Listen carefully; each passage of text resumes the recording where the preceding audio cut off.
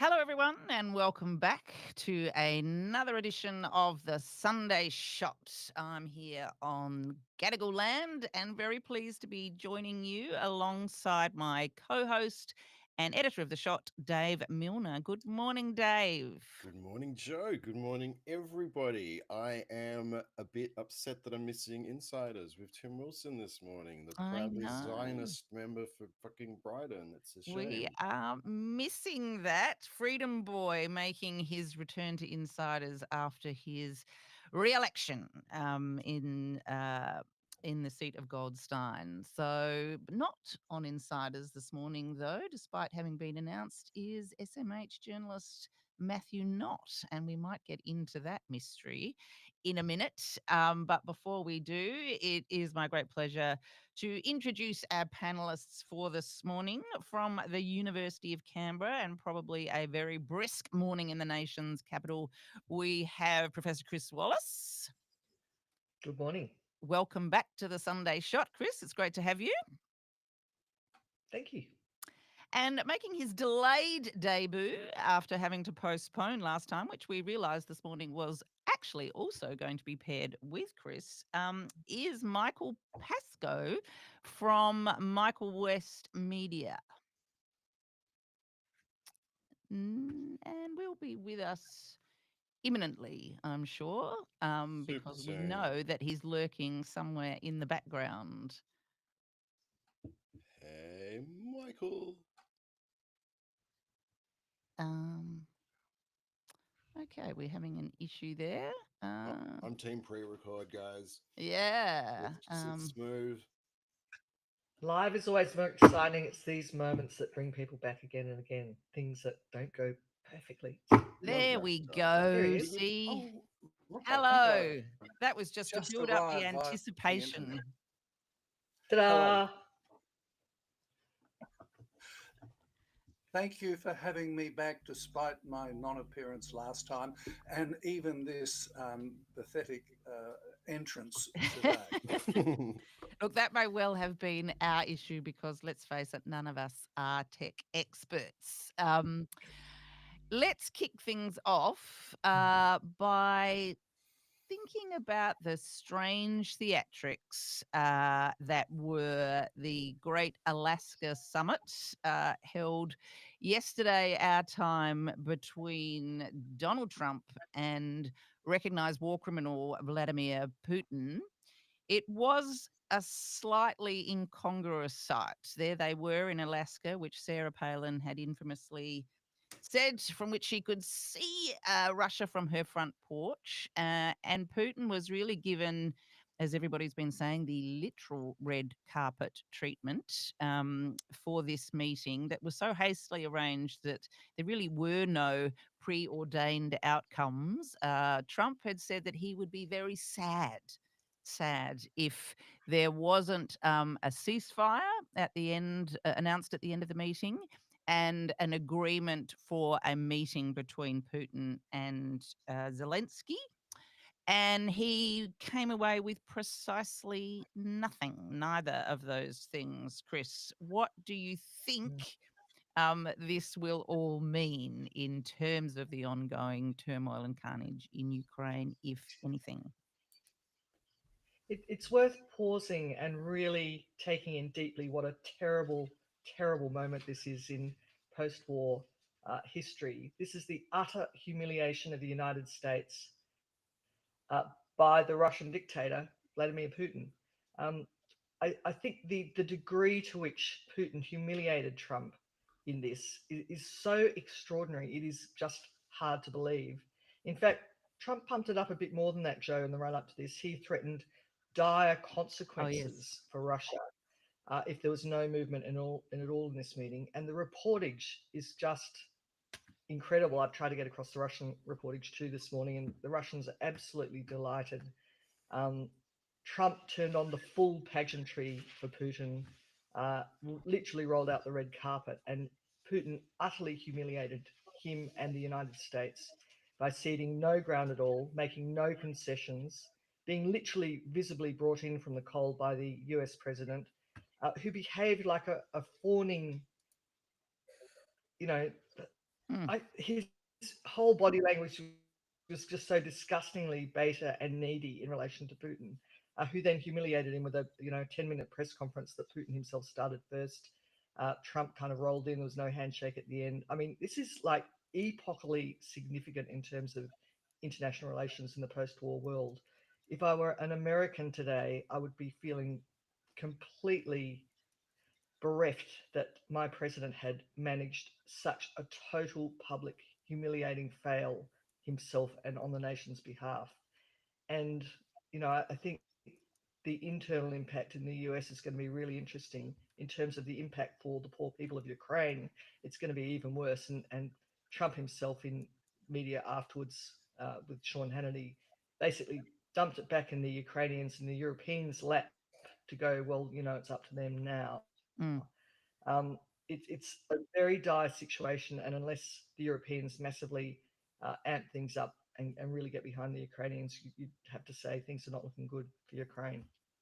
I mean, even the Fox News senior White House correspondent, Jackie Heinrich, who was in the room at the time of the so-called press conference, although, as you say, it was more just like a little 10-minute kind of summary, Yeah, she no said questions. the way that it felt in the room was not good. It did not seem like things went well. And it seemed like Putin came in and steamrolled, got right into what he wanted to say, got his photo next to the president, and then left. And I think, Michael, that's probably a pretty good summary of what went on.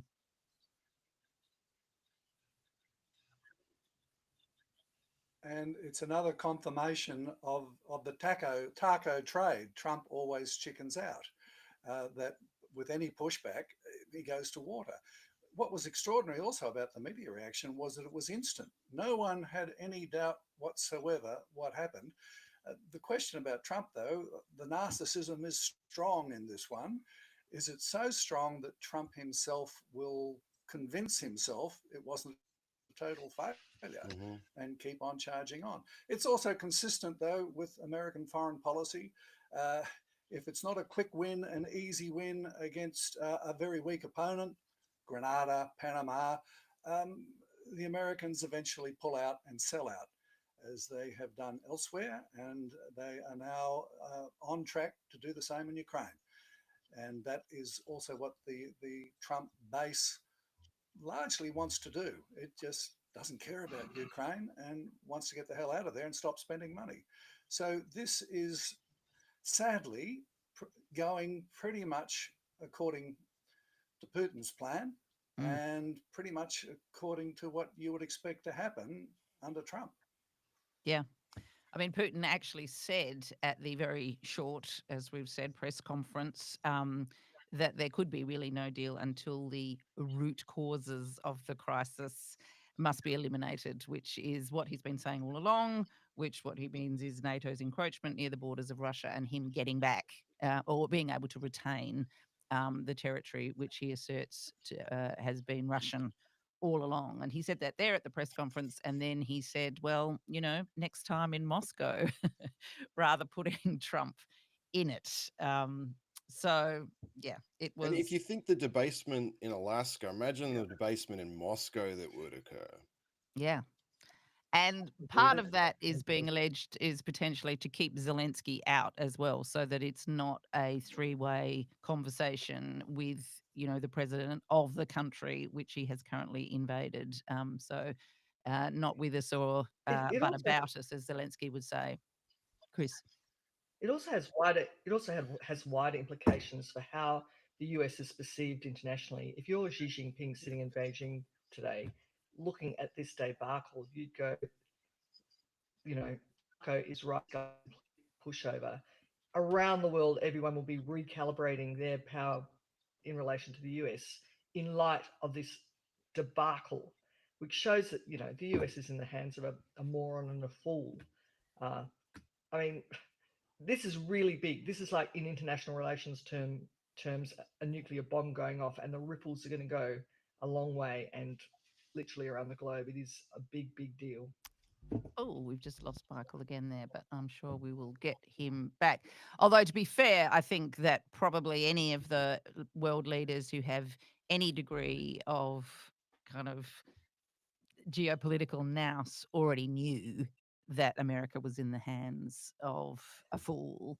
And so this is just further evidence of that. Michael used the That's word true. Sorry. I was just going to say, That's Michael. true, but Okay, that's go, true. Chris. But we know with international leaders generally, you know, there are good ones, there are bad ones, there are in between ones. The thing is, you have a very capable State Department in the case of US bureaucracy around a president who's bad in order to make them look better, perform better, and not have catastrophic failures. And this just shows that the damage that's been done to those public institutions in the US has got to the point where the system, which repeatedly saves mediocre and poor presidents, admittedly not quite as bad as Trump, but has repeatedly saved presidents in the past from catastrophes of this level, that's now been so broken down that it can't stop this absolute public and total humiliation in relation to the Russians. Of course, that's what you get when you get decades of demolition of public institutions. So it really is a new level of understanding just how bad this presidency is going to be, that the system is no longer working to provide some sort of stable performance floor of a kind in this incredibly important international relations sphere. So the other big story at an international level that particularly pertains to Australia was Prime Minister Albanese finally advising that he will and his government will recognise Palestine at the UN General Assembly in September. It's been a long time coming.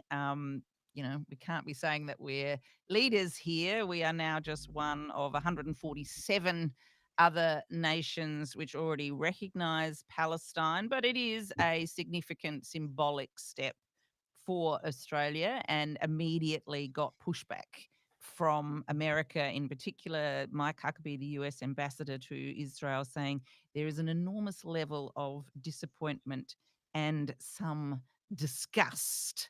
Uh, you know, uh, not surprising, I guess, but will this, Dave, do you think have any broader implications for the relationship between Australia and the US? And if so, do we care?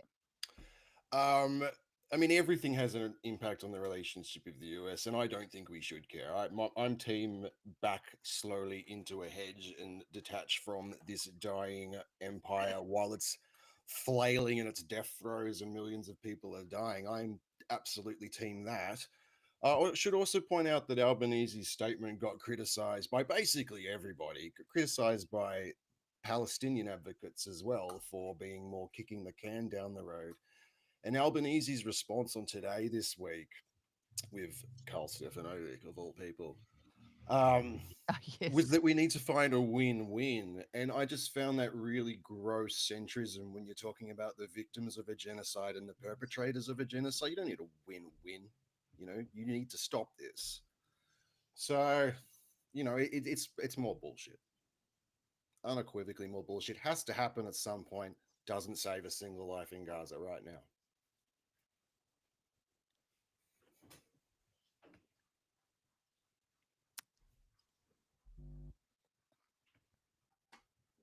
Okay, Joe, are you okay? I am. I will. You had all frozen on me, so I'm sorry I've missed that last week. I have got the tech gremlins back, I'm What? afraid. So hopefully we'll get Michael back soon. And so I lost you when you were saying win-win. The ongoing centrism of the Albanese government being applied to a genocide does seem taking things a step too far. It's gross and it's detached, is what it is. And to normalize it would be a disservice to humanity, in my opinion. On the upside, at least it was showing that the Albanese government, even if it's a slow learner, can learn.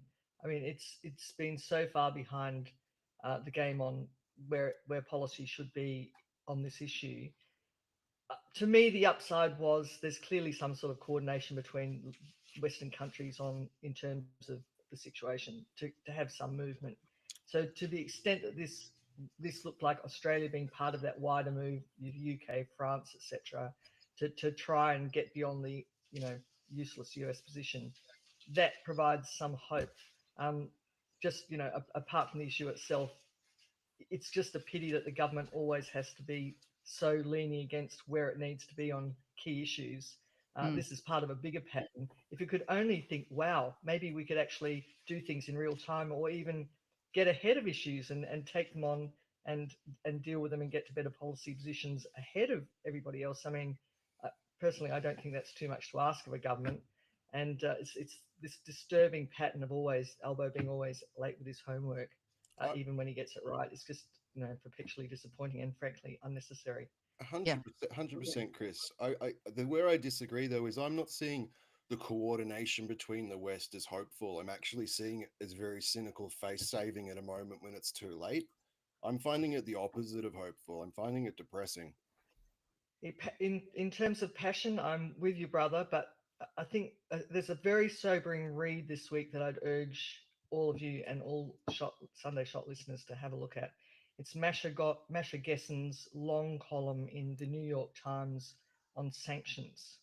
Now, of course, there's a big movement for sanctions against Israel, as led by the Netanyahu government, and that there's a lot of good people backing it hard.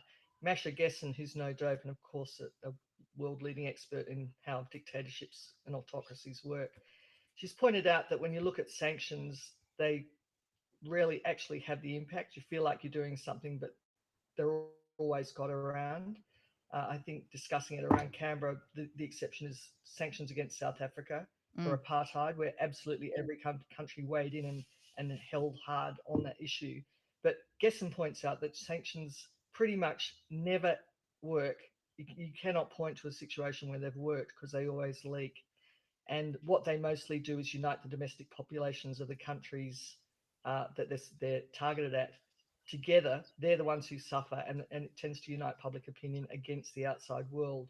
So I recommend, totally agree, Dave, we need much better positions on what's going on in the Middle East right now, but I'm not sure sanctions is the route, and Gessen's work is really worth looking at on that. Well, of course, the Israeli response to this sort of suite of countries coming out and saying that they're going to recognise Palestine formally has been to try and ensure that the conditions on the ground will prevent there being anything left to recognise. And this is particularly around the West Bank. Expanding settlements there in areas where previously it had been deemed too controversial to build settlement homes, particularly the sensitive parcel of land east of Jerusalem known as E1, which would sever that connection between the northern and southern West Bank. So they're doing their darndest to ensure, despite whatever rhetoric is coming out of the West and is sort of agreed and settled policy at an international level, that there really cannot be a second state to be part of the peace process. Michael could take.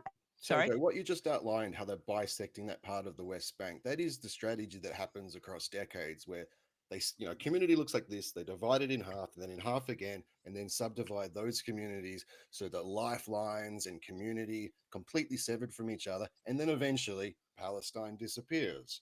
So, we still talk about these things as though there's isolated incidents and not very obvious trajectories and patterns. And, we do need to do everything we can to stop these things. It's not a matter of just PR press releases. This is an atrocity. Anyway. What we need is Netanyahu government to swiftly fall and be replaced by a decent government.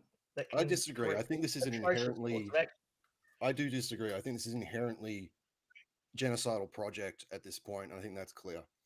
But I do think that Netanyahu in particular... Sorry, Chris.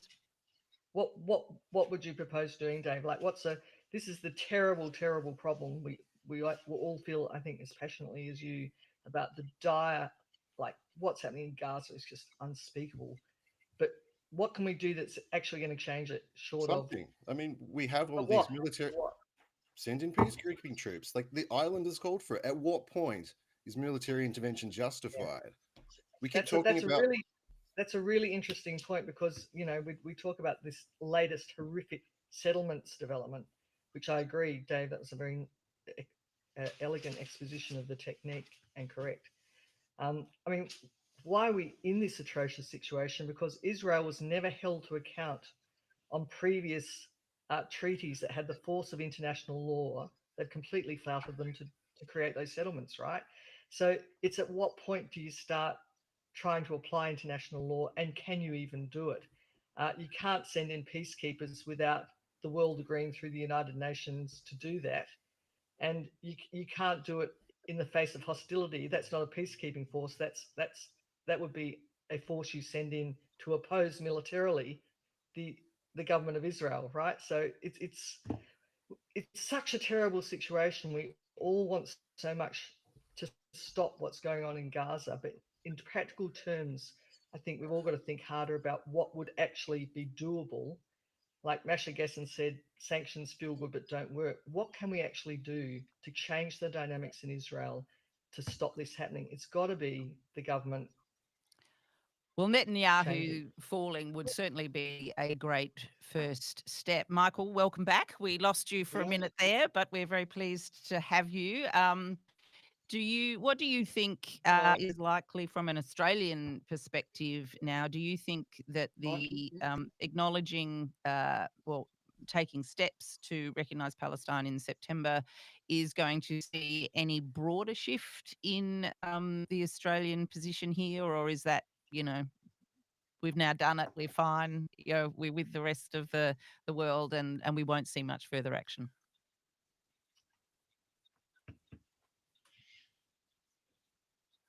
Uh, Joe, I think there's two aspects to it. One is uh, obviously the feeling of helplessness watching this disaster unfold. Just picking up on what Chris was saying, there's only one country with leverage over Israel, and that's the United States. And what we can do, if we need to keep trying for our own self-respect, we have to keep trying. Yes, this is tokenism. Here we are recognizing a state that the Netanyahu government is making sure cannot exist. And so it does become tokenism along with the rest of the world. The only country with leverage is the United States, which is propping up both militarily and financially the Netanyahu government. The world's relationship with the United States has got to change. Our Yeah. relationship with the United States has got to change if we are prepared to be brave enough to be a sovereign nation. In terms of domestic self respect, there is this steady edging towards stronger statements. The incrementalism that marks the Albanese government continues. What more can we do? Look, yeah, okay, sanctions, Australian sanctions, Israel couldn't give a damn, have no impact whatsoever. But the self respect from our point of view and the division that it does cause if it spreads with the United States. We've got a situation where US policy on Israel is being extended to other countries. The pressure on Australia to abide by America's treatment of Israel, and is felt, and it's simply unacceptable for our own self-respect. But Yep. as long as we're meekly believing we must be part of America's defence system, will we ever pick up what it takes to do something about that? And And just let's quickly, not forget the other. Let's not forget the other side of that, Michael. If Australia wants to take that path, terrific, but it means a very significant increase in our defence spending. Very significant, like probably 2.5 times, 3 times bigger. To actually become militarily independent has huge fiscal implications. But I agree, this is a conversation the nation has to have, because we are looking at end of empire in the US. They are just in so many respects a failed or failing state, well on the way to failed. And to be militarily integrated with such a dodgy set of characters as the current administration is composed of, really, we do have to have these conversations about what it would mean to become militarily independent, what it would cost, whether we as a nation are prepared to do that, and also, front up to the fact that it's pretty much impossible to be militarily independent these days because of the state of tech. Well, You and know, yeah, I mean, you the reality is, though, of course, we can talk about military integration, but what we're actually doing, it seems, is ceding our sovereignty to US foreign and military policy, like not Hmm. actually having an independent policy that at the moment, um, we couldn't set the terms of any military engagement. And that does seem to be it's being such a deep reinforced thing. again and again. Also, Yeah, we it's such a shouldn't. There are things we could do that would actually have a direct impact. We're not powerless. We just need to recognize that. And if we stopped shipping F-35 parts to Israel, they couldn't operate those planes. I I think think the it thing might, about Michael, I think the Chris, thing that Michael's last opening comment. up though is just to pursue the tech thing though briefly because it is really important. This is a Sorry. really multi-layered issue. There's the commitment in principle, which I actually strongly support. There's the fiscal implications that have to be faced up to and accepted if we're going to do that. And thirdly, how we solve the tech problem. You know, you buy an F-35, whoever you're buying it from can change the software overnight and make it unflyable, right? Now, Yeah, this is exactly. true in a domestic level too. You buy a Tesla or you buy a BYD from China, you know, master control in the parent country owns the tech. They can switch you off tomorrow. You know, if I diss Elon on X if he wants to, I mean, obviously that doesn't happen, but it's technically possible. This is a big debate, and we've got to kind of get it beyond just the level of rhetoric and start exploring the practicalities because this is now. It's not like down the track. This is now. Well, I think just on that, I was about to move us on, but I think that is an important point, and I'll ask Michael you to comment on this because it is that issue. We saw that happen with Starlink in Ukraine, where Musk just sort of switched it off, and we've seen things start to happen here with Microsoft. And the way that they are controlling access, and I think switched off one of the judges of the International Court of Justice access to his own email at the instruction of, or to curry favor anyway, with US and Trump administration. So that sort of sense of actually we're all tech serfs to these, in the technocracy is very real, Michael.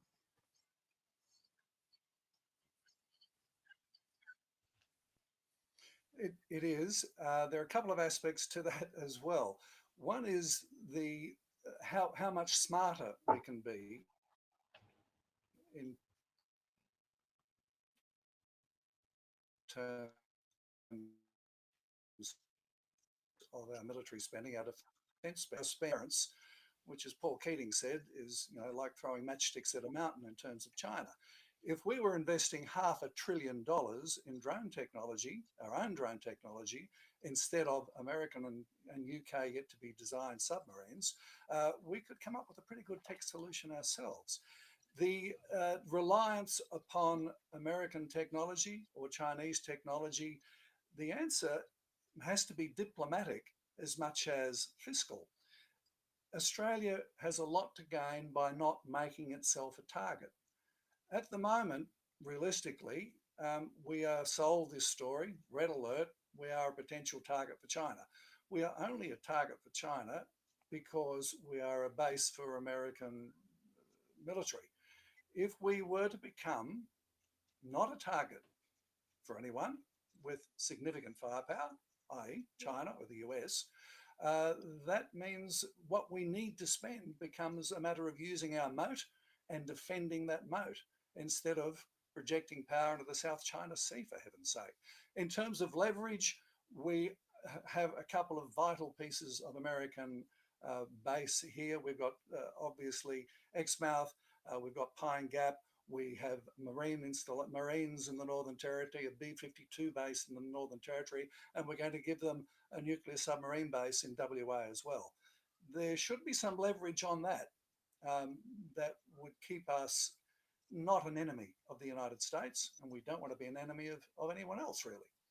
Most No. of the world gets by without siding with China or the United States. We need to join most of the world instead of seeing ourselves in this bilateral nightmare. Look, I'm going to move on to domestic politics now because we have coming up next week what was originally called the Productivity Roundtable, but has more in recent weeks morphed into the Economic Reform Roundtable.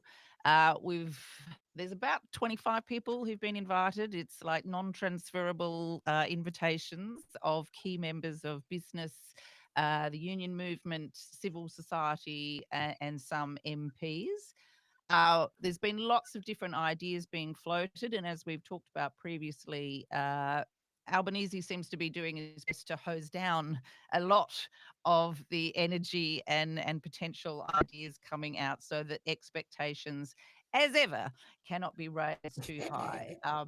One of the key issues, though, that is being discussed is housing. So before we get into a broader conversation about the possible items for discussion and the wider agenda of the roundtable, we're going to go to Dave's interview this week with Jordan Vanderlam, aka Purple Pingers, who comes from very much the perspective of those who've been shut out of the housing market, with some of his ideas. And Michael, I know you've also been writing in this area, so we'll hear from Purple Pingers first, and then we'll get into it here. Yeah, sorry, we'll just off we go. Jordan Vandenlam, Mr. Purple Pingers, thank you for joining me on the shot. Thanks for having me. Appreciate it. Mr. Pingers, affluent people that own large property portfolios of negatively geared Airbnbs and rental properties. I hear from these people a little bit, and they routinely say that the housing shortage or the difficulties with our economy have much more to do with immigrants, most often brown ones, and the insatiable millennial thirst for avocados than it does with the fact that people are hoarding houses and being financially incentivized to do so. This sounds like a dumb system to me, but I'm not an economist. Do you think this is a dumb system? Yeah, absolutely. And even like liberal economists would agree with that. So, yeah, also like it's very convenient if you're, the cause of the housing crisis to blame people who aren't the cause of the housing crisis and people who are suffering from the housing crisis. It's a convenient narrative to be pushing. Yeah, the problem does tend to not think the problem's the problem. I've noticed this across a whole number of issues, climate, etc.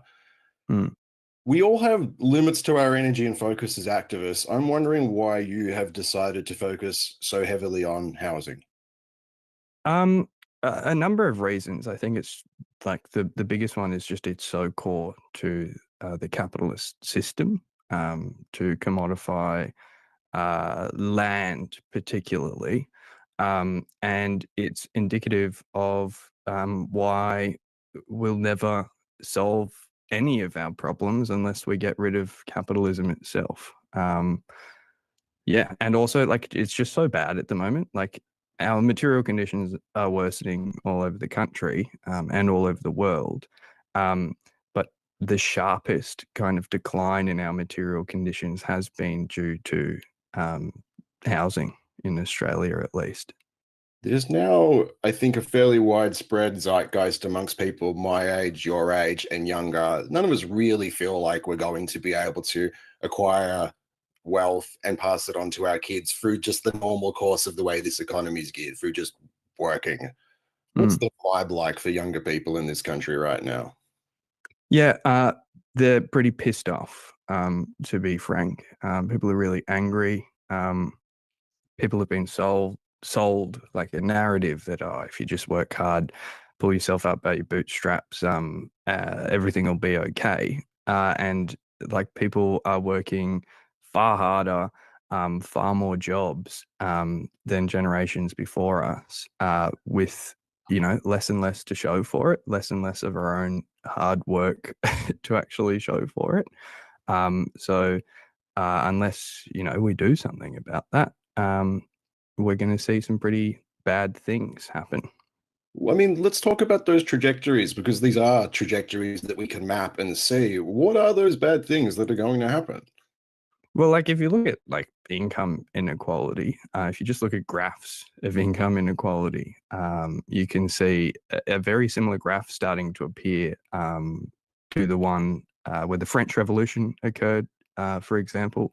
If you superimpose those over each other, it's quite funny to look at least.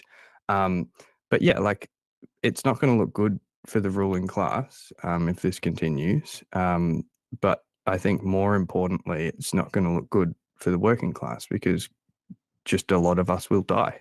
Like that's just what will happen. So yeah, like instability, death, like poverty, it's just going to increase. Cheery stuff. Marie Antoinette and the French ruling class, they didn't have armies of robot dogs either. That's a new one for us to contend with. That is true. You ran in the last election as a Victorian socialist. How was the experience of running in that election for you? What did you get out of it? What do you, yeah, and also like to expand on that, we are talking about activism, revolution versus reform. You've chosen to dive into the existing system with the hope of changing. How did that wash for you? And do you genuinely think that's a productive tactic?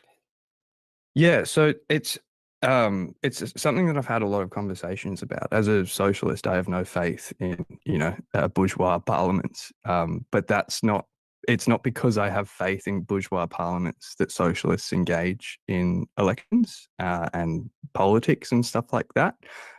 We do that because people engage with bourgeois parliaments. People are required to vote. People have faith in parliaments. Like even if people vote for, Scott Morrison or whatever, they'll still be criticizing Anthony Albanese as their prime minister because they still look to parliament for answers to things. We engage in parliament not because we think that we can abolish capitalism through parliament. We engage with it as a way to politicize elections, to politicize people engaging in elections, and to draw them into organizing outside of the halls of power where we're not allowed as the working class. That is not a space for us. We still think that if socialists were elected to parliament, that would be very useful for us in terms of building power outside of parliament, because we could use parliament to amplify struggle and be a tribune of the masses, as Lenin describes it, and, do other things. And we've had examples of that in Australian history, like Patterson, when he was elected, would use his office and, the funds that were given to him by having a parliamentary office to print pamphlets and organize in his office, like his literal office that was given to him by Parliament, and get bashed by the cops and stuff like that as well. That also happened. But yeah, like that's why we engage in politics, not because we think that we can use Parliament to destroy Parliament. That's a silly kind of misconception, particularly amongst the left. 100%. So it's not to destroy Parliament. There is good that can still be worked there.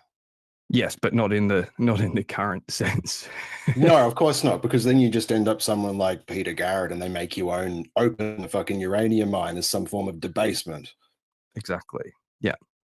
It was announced fairly quietly recently that a bunch of the homes in the government's housing plan are actually accommodation for US troops while they're, I don't know, spreading freedom and genocide around the world. Again, I'm not an economist, but does that help Australians get into homes that they own in any way? Not particularly. It's hard to imagine that.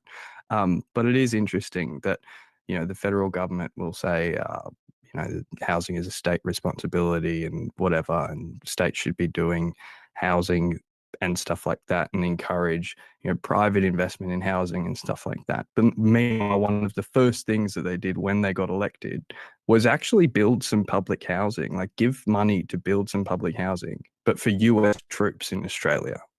So like it's just ridiculous. Our federal government should be building public housing not to advance US imperialism, but to advance and improve the material conditions of the fucking working class. How many people sleep rough in Australia? Yeah, well, that number is hard to quantify. We rely on census data, and even when the census kind of publishes that data, it says, this is really hard to measure. But at the last census, for example, in Victoria, in the entire state of Victoria, there were approximately 30,000 people sleeping rough, and there were, 100,000 empty homes in metropolitan Melbourne alone. And it'd be reasonable to extrapolate those figures into other cities, fairly similar trends, you'd imagine. Certainly, yeah, 100%. So we are talking very large numbers of Australians that are just not getting their basic needs and their human rights catered to by the government. That's correct, and the 30,000 number is people experiencing homelessness. So it's not necessarily people sleeping rough. So that is a smaller portion of that number. That people experiencing homelessness includes people with, sleeping couch surfing with mates and things like that. Insecure housing, pretty much, all of it. So yeah, we can definitely extrapolate those numbers. The amount of people sleeping rough is significantly lower than the amount of housing that we have available.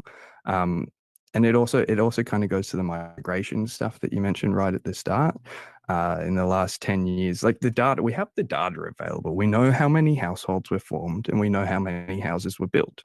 And the number of houses built over the last 10 years, over the last 5 years, over the last 4 years is greater than the number of households formed. We have a surplus of housing.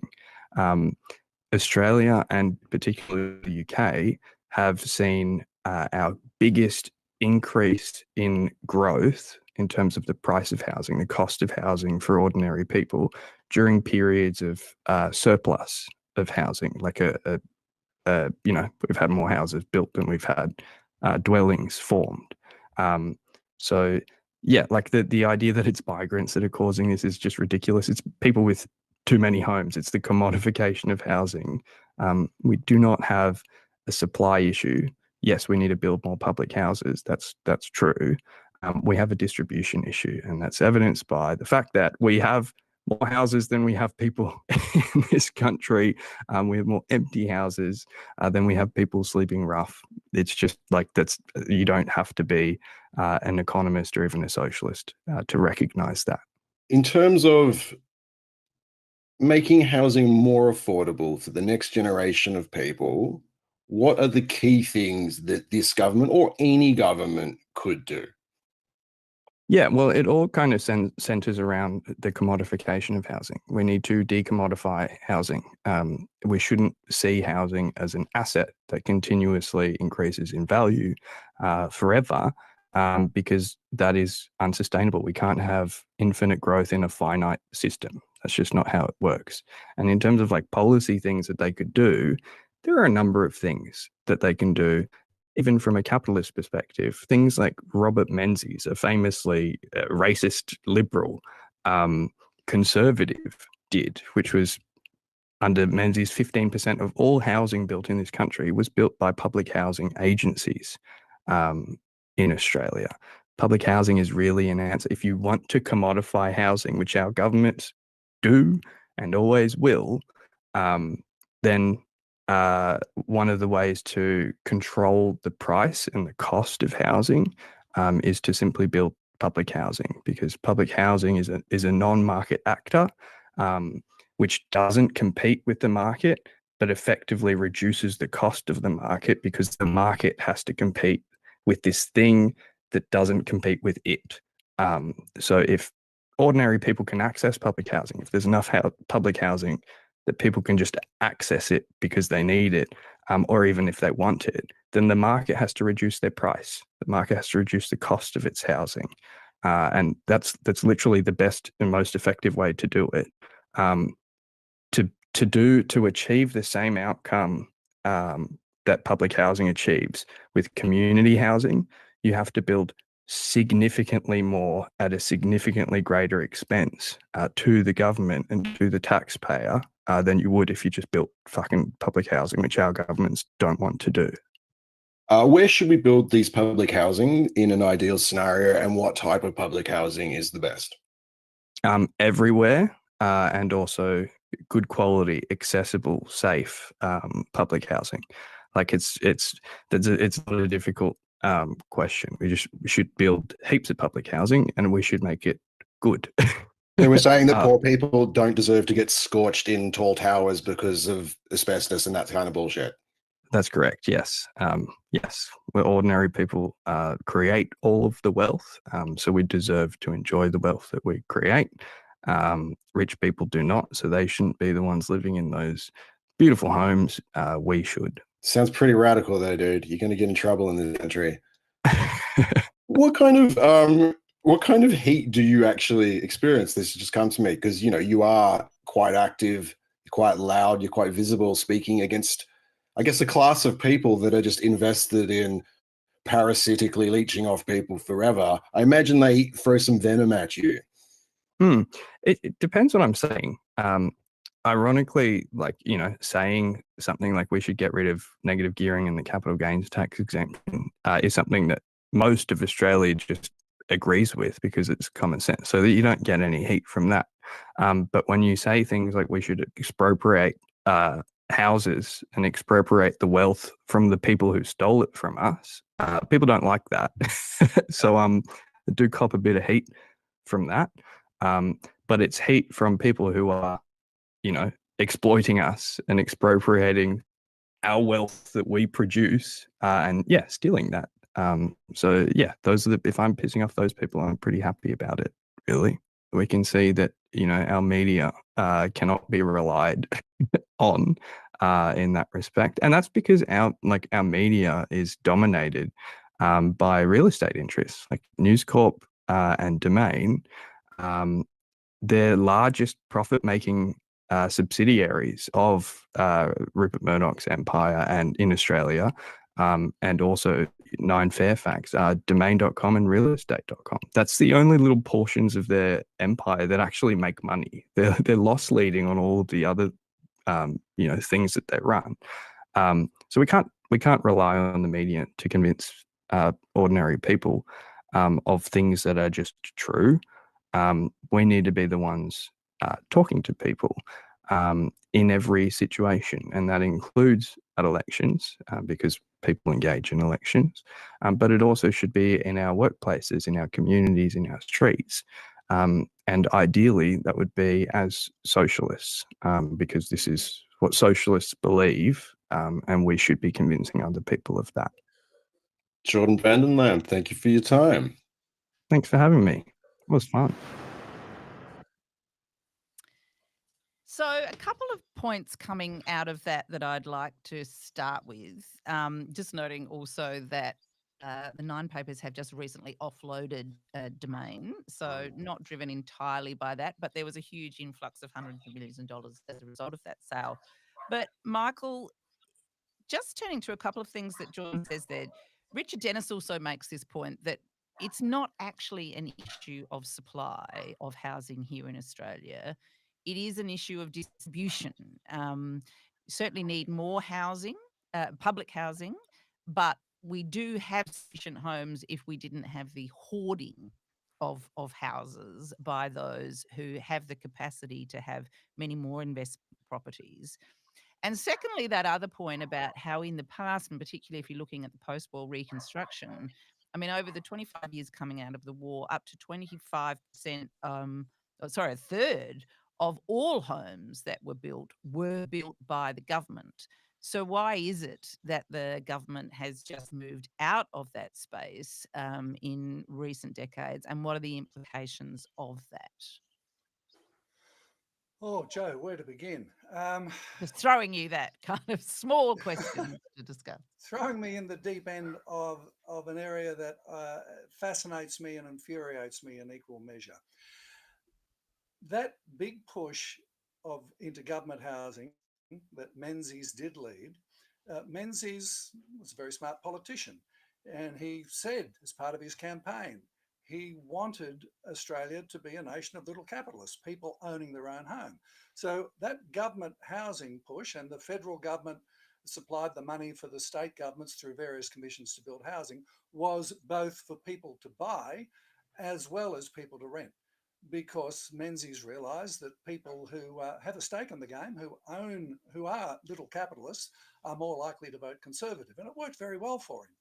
But he also realised that you want a stable society and people have to be housed, and therefore you have to have public housing.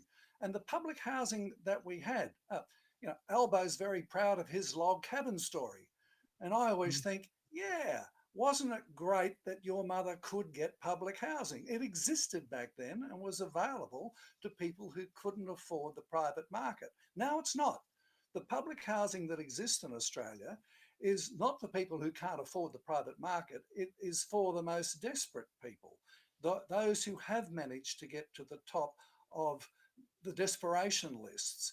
It means that you have a disproportionate number of women over 60 who obviously have no other means of support through one means or another.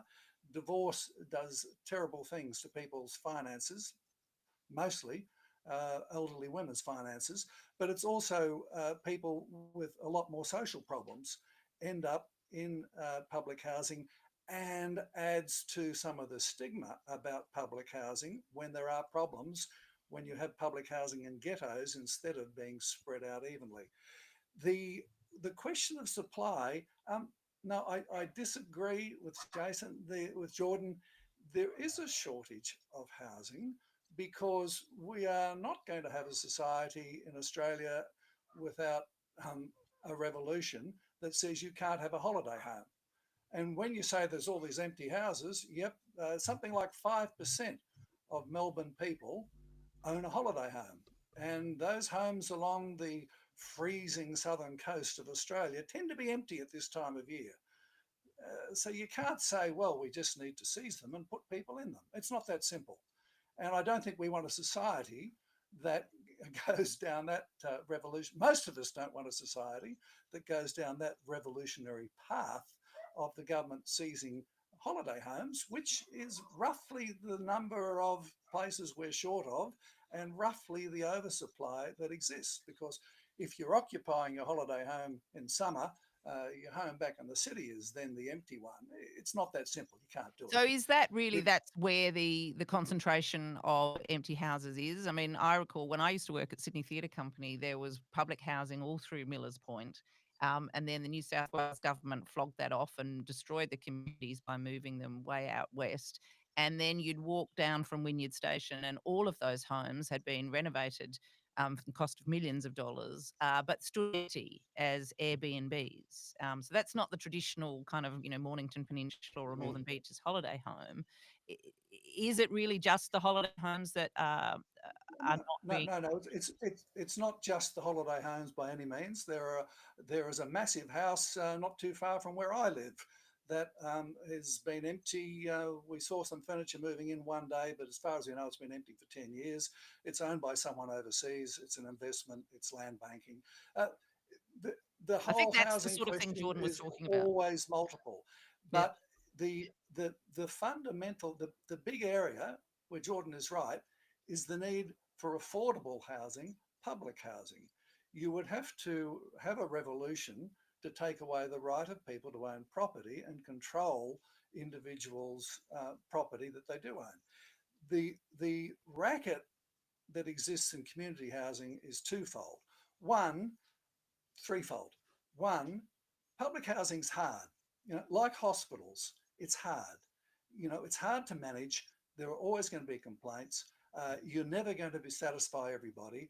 So when governments have had the opportunity to outsource it to charities, which is effectively what community housing is, to manage and run, they want to give it to them with a bow around it. The other is a tax angle. People living in public housing, almost without exception, don't qualify for Commonwealth rent assistance. People living in community housing can get Commonwealth rent assistance, which gets paid directly to the community housing organisations, subsidising the cost of running the place. So it's a way for states to get some more federal money through Commonwealth rent assistance. CRA, we are spending $6 billion a year on Commonwealth rent assistance, and it's not enough when it is basically a means of subsidising private landlords. And that's what it is. For the individual receiving it, it's the difference between being able to afford a place or not. And, most individuals who are on it are renting at the bottom of the private market, which is not a pretty place to be by any means, oftentimes. But if they weren't getting that money wouldn't exist for the private landlords. And someone has to occupy the housing, they have to get some income. There is a balance between what people can afford to pay to keep the most shoddy, leaky roof over their head and sleeping on the street. Commonwealth Rent Assistance basically subsidises the private landlord instead of building an asset owned by everybody in public housing. The difference that has occurred, if you want a conspiracy theory, the Howard Sure. Costello government that brought in the Commonwealth, that halved the capital gains tax, that unleashed negative gearing, which followed the capital gains tax changes. In round numbers of our housing stock in the country back then, roughly 6% was public housing, social housing. It included some community. Now it's down to not much more than 3%. That gap, roughly 3%, a little bit less than that, is pretty much the shortage. That is the difference between people having adequate housing in this country. We've allowed the stock to fall. And guess what? Nobody wants to take it back to 6%. The optimistic reach proposed by the Albanese government of building 1.2 million homes, which isn't happening and can't happen, it's not going to happen, if that had been achieved, and if their improvements, the incrementalism of actually getting another 30,000 community houses here and another 10,000 there, it only would have maintained the status quo. It would not have built us back up to a reasonable level of public housing. We have allowed the housing horse to bolt in terms of the cost of housing.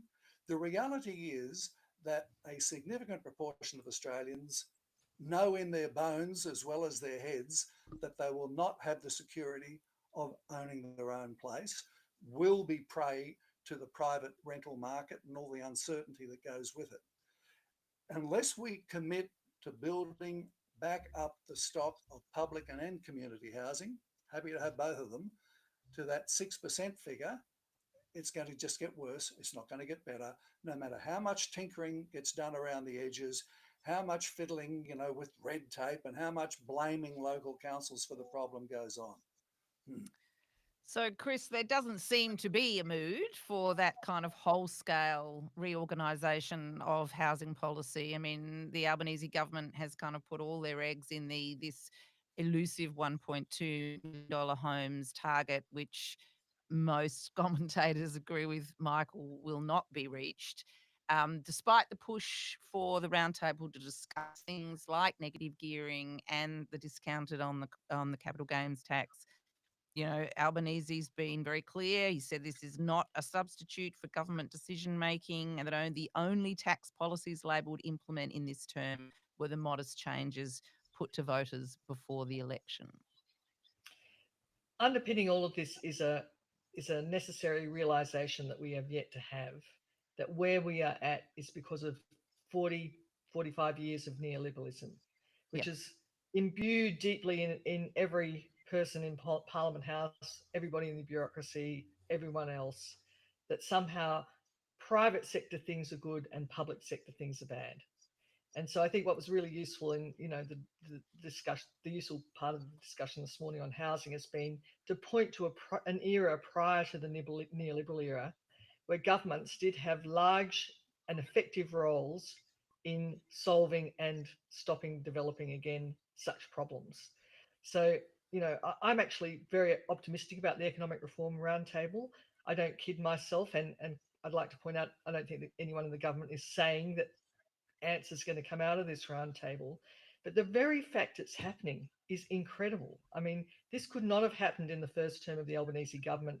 The Prime Minister did not want big, interesting fronts opened up in potential future policy. So I think Jim Chalmers is not getting the credit he deserves for even having this economic roundtable, which is like taking a jackhammer to the very hard pavement of the Albanese government's resistance to take big action, and actually taking the first chunk of bitumen out and starting to break up the territory that could lead to the necessary conversations. Now, the trouble with housing is we can talk for hours admiring the problem. There are a couple of really clear, simple things you can do, and one is fix that capital gains tax fit up that the Howard government did, just restore housing to normal capital gains tax regime provisions. And the other thing you can do is do something about negative gearing that is based on grandfathering. So you might, for example, come up with a policy that every Australian can have a family home that's tax-free. They can have another property that can be a holiday home or a negatively geared investment property. But beyond that, the good tax benefits don't exist. And you grandfather it, so you make it a no disadvantage situation. So no current landlord, including many members of parliament, could object to it. So the other thing I personally am very fond of is restoring the idea of a government bank. For most of the Australian Federation, there was a tremendously effective publicly owned bank. Why not again? Before the neoliberal era, this was completely accepted. Why not do it again and have mortgages that are specially pitched to low-income earners with provisions for, to cover periods of unemployment, etc. Could be done. There's lots of room for innovative thinking in this area. Everybody's right. We need government to resume this historical norm of its participation in the housing market in terms of building public housing. That ought to also be high quality, have contemporary energy fittings, benchmark things for what happens in the wider housing market. All of these things can be done. They don't get just done by the Fed's writing large checks to the states who then can't make things happen. But look, go to the Economic Reform Roundtable. This is the beginning of a long conversation that's going to lead to a better place than where we are now. It has to, because there are just too many gigantic problems building up, being banked up, that have just got to be fixed and can be fixed. And looking back to that pre-neoliberal era for what worked before and what might be workable again, adapted for contemporary times, is exactly what we need. So good luck to everyone at the Economic Reform Roundtable. I wish them all strength.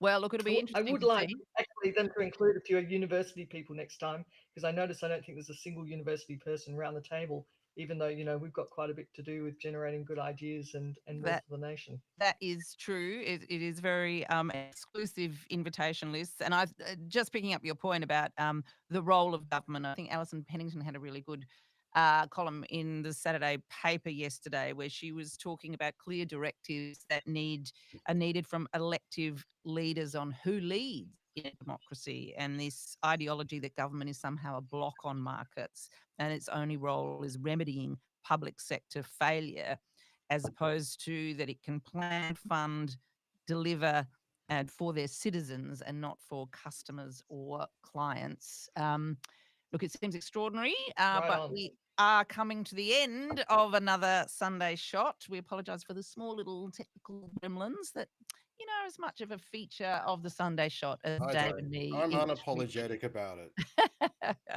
But we are still going to, there's lots more to talk about the roundtable, but maybe we'll do that in retrospect next week. Tax, I think, is an interesting one. And Allegra Spender coming out and saying, we need to sort of marry Gary Stevenson. I don't know if people have been across him, but he seems to be everywhere at the moment. The geezer from Ilford, very successful trader who is popping up on his own YouTube channel, but also friend of the shot, Conrad Punter's Politics. The rest is politics about taxing wealth, not work. And that's actually Allegra's point as well, that income from labour should be taxed separately to income from investors, and getting this sort of dual income tax system. Albo not so keen on that either, but we'll see. We'll come back next Sunday and discuss everything that has been discussed. But before we go, any top tips from our panelists today, Michael? Something that's caught your eye you'd like to highlight for our viewers? Look, it just follows on from the productivity roundtable, the chat room. Maybe it's more of a hope than a tip. But if this roundtable was going to tackle one tax issue, if it was going to be a little bit brave, I think it's trusts. The figure that 1.7 million Australians last year had shared income of $60 billion from trusts, I think that's ripe for reform. The ATO has tightened up a little on trusts. There's a lot more to be done because there's such an obvious element of inequality there. 1.7 million of us have access to this tax minimisation scheme. That's not fair on the rest of us, and there's a lot of money being lost. I hope that might be something that the Roundtable does, and I think it's on the table. Ooh, well, that's exciting. We'll keep our eyes peeled on that. Dave, your top tip for the week? I guess it's a shameless plug for my column this week. I spoke with Nassim Mashni, head of the Australian Palestine Advocacy Network. And I guess because we have a YouTube channel now, I was just like, oh, I will actually put the whole interview up now rather than just use the copy. So there's more things. So check that out if you want. And he talks about this statehood debacle and the need for greater action, protest and sanctions and all of that stuff. So that's on our YouTube channel. Check that out if you want to have a look at that. Great. Chris, your top tip for the week, or coming or gone? I think the running sore of the AU crisis is going to get a bit of attention in Parliament. Senator David Pocock, ACT Independent Senator, has been doing a good job on this. He's called for the ANU to pause any further redundancies, but he hasn't called for, and I think this is the necessary next step, a call for the so-called Renew ANU plan to be suspended too. Jason Katsoukas has got a great story in the Saturday paper saying basically Jason Clare, the Minister for Education, who could go in and, under the legislation for the ANU, sack the joint and put in an administrator who is responsible for creating a process to hire a new BC and the government to appoint a new chancellor and the council to be reformed.